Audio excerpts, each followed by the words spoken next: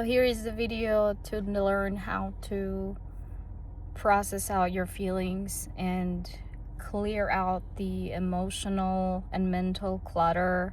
Real, not just like feel it out and let it out of your body and your mind, because the body does keep the score. And if you haven't read that book, you want to check it out, and you'll see how important it is to process emotions, to learn to do that. And a lot of people, many people, if not maybe most, have learned to live with a numbed out feelings, numbed out emotions, and so they live passively. They don't always enjoy or live or have joy fully or grieve fully. It's all partial, it's all just very surfacey. And the way I have learned to grieve, or the way I have learned to process emotions, it is so freeing. So it just changes your life. There is a book called Swallowed by a Snake, and it's a book on grief, and they say that you will only experience the amount of joy that you allow yourself to grieve. So the same amount of grief, same amount of joy. And this is the same for everything else. I have lived through it. I know it. People who have done the work can tell you that as well. So how do we process emotions? Here is how I do it. Here is how I learned to do it. I started doing this by writing first. I just remember writing, having a journal and writing just everything I felt.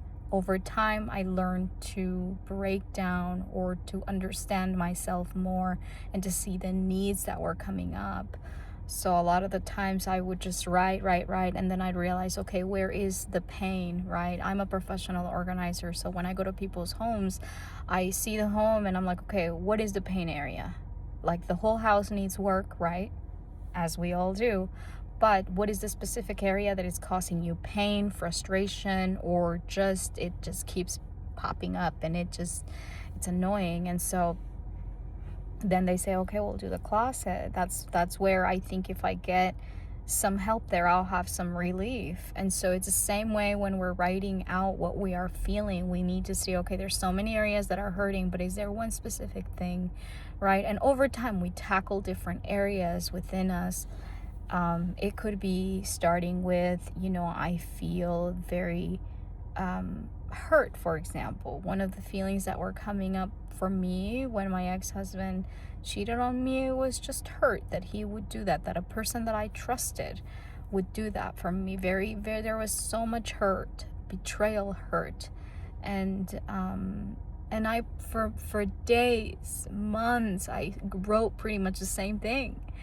And it's okay, like sometimes we just need to process it out, to write it out. And over time, I mean, the thing is that when it comes to pain, it's like we can't process it out all at once. It's a process of acceptance, it's a process of grieving, it's a process of letting go of what you understand, letting go of what you don't understand. So it's gotta be patient with yourself. So, I noticed, okay, this is the pain. The pain is I am hurt that my ex-husband cheated on me, that he was able in his mind to see somebody else, something I couldn't even fathom. Other pains that came up was disappointment in myself, right? And there were days when I would wake up, there were days when I would come home, there were days where I was at work and I was like, during my break, I was writing these things down that were just pressing on me.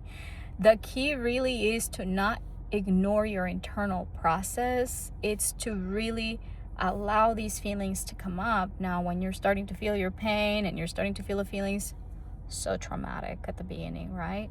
Because it feels like you're going to die from just witnessing these emotions. And trust me, you're not gonna die. It feels like it, but you're not going to die. Emotions just need to be given permission to be. And once we give them permission to be, they lose their power. And in fact, emotions are not trying to kill us, they're just giving us information.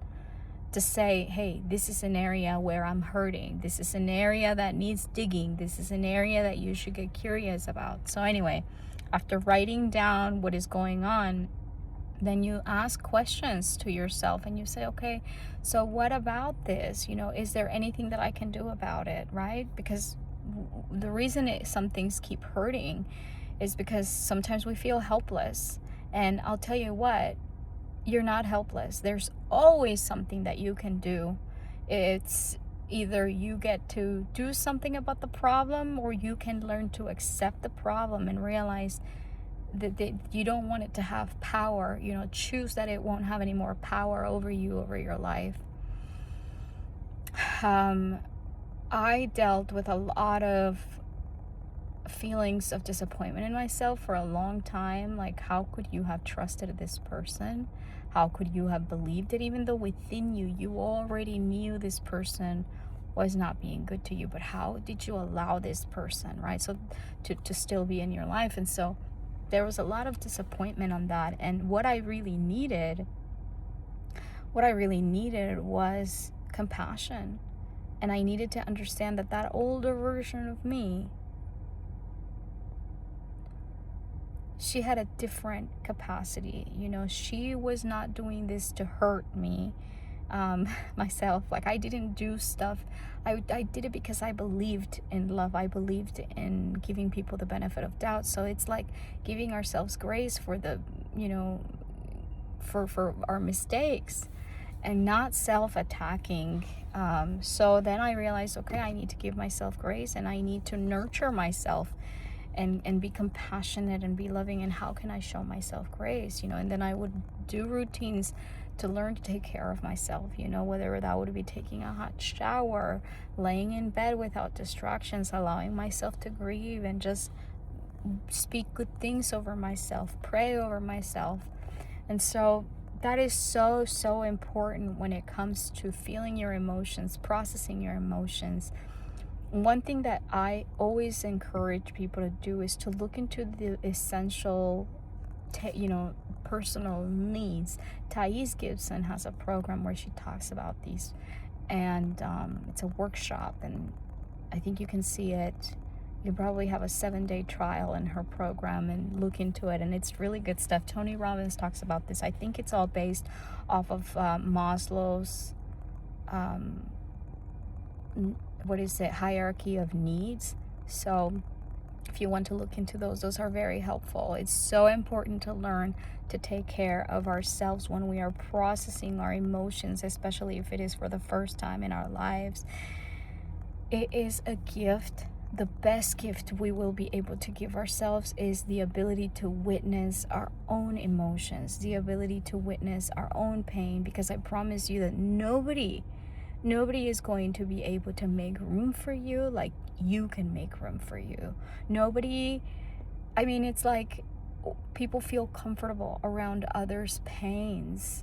We are uncomfortable around uncertainty. We're a culture that doesn't want that doesn't care for that. So we always try to bypass, we try to avoid. So most people, most people will likely not know how to make room for you, or they'll try to give you an advice that is going to be something like, you'll get through this. And then some people just don't have the emotional capacity to sit with you and your pain, because they can barely sit with their own pain. So when you start doing this, you're going to feel a little lonely, a little lonesome, and just know that the Holy Spirit of God is right there. In fact, God is right here with us, helping us and comforting us in our grief. You are never alone. And if you can learn to accept the grace and the love and the presence of God when you're going through this, I know that when you give God, the ability to comfort you, you will be comforted like nobody else. So as you are grieving, as you are writing your emotions, allow God in. So besides writing things down, I also just made a lot of room to just be with myself in the quiet and not be distracted by my phone or by activities. Like, you have to make room to process, you have to make room to feel. So I hope that this has helped you, and that you can allow yourself this gift of learning to process out your emotions. When we write things down, when we sit with a discomfort, and when we are willing to cry it out, a lot of these things are going to be released and flushed out of our minds when we make room to be aware of them, to put a label on them, and when we also acknowledge, ourselves. Biggest thing, best gift you can give yourself is crying.